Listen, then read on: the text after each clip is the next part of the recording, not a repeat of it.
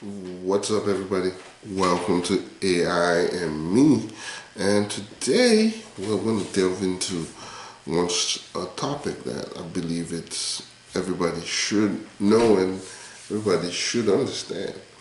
And the topic is how banks are the Jedi of big data itself. Understanding how the banks have basically understood the power of money, but not only also, but they've understood the power of big data. They understood how big data is used to basically see your patterns and basically understand their customers' patterns, the population patterns. And when I say patterns, I mean what you do, what you spend, what you consume, and they design, then they invest in products and services that basically see as being profitable based on your spending patterns. So banks understand banks have understood the power of big data way before big data is basically being commercialized right now. Banks have understood that once you have their money, in order for you to be more profitable money, you have to understand the people spending their money. And the way you understand the people spending money is through data.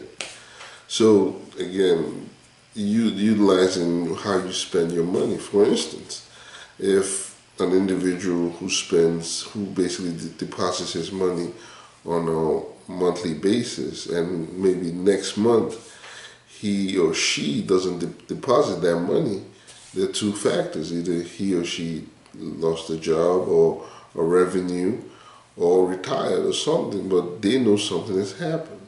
And also at the same time, what you spend on, how much you spend on, what you spend on, they figure out patterns and priorities based on your spending. What, again, your housing and all that. So the goal is, at the end of the day, your whole patterns, your whole spending habits basically detail what you do on a daily basis. And that's why, again, they use big data to also do fraud detection. Banks have that power to know, okay, this is not your usual spending pattern. This is not where you usually spend your money. This is beyond the amount that you've actually spent in 5 months or 6 months. So it raises a red flag. So if banks can understand your pattern, they can develop products and services that targets you as a consumer and a customer.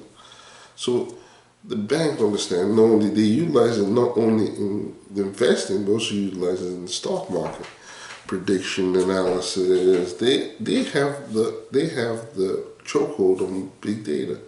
They know how to utilize it everywhere, and they also know how to utilize it as a financial institution, and that's big. Using data in a financial institution is huge, and they've known how to use data for, it's been decades. They know how to use big data, but now as more and more processing speed to process this data is basically being produced and created, they're now knowing how to process this data faster and give more information quicker on not only your spending patterns but also predictive analysis to know what likely you will spend on and what likely you will do.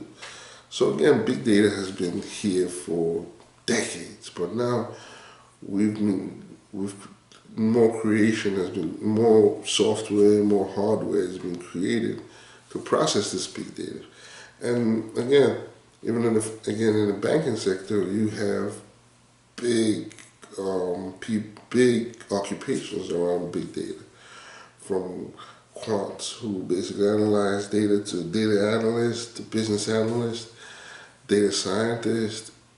There's a lot of big data roles in not only the financial, in the banking sector, but every route of the financial sector itself. So my advice to you and anybody who's look into their career path in terms of big data, especially within the banking sector. And big data is always going to ever grow. It's not going to be. It's a resource that the banks need to basically survive. The ability to use your information to predict your spending patterns, to predict what you consume, and then create avenues or create services around that to basically market to you. So again, your data is as worthwhile to the banks as the money is. So understanding big data for banks is a huge aspect of it. And this is AI and me, and I'll see you in the next video. Peace.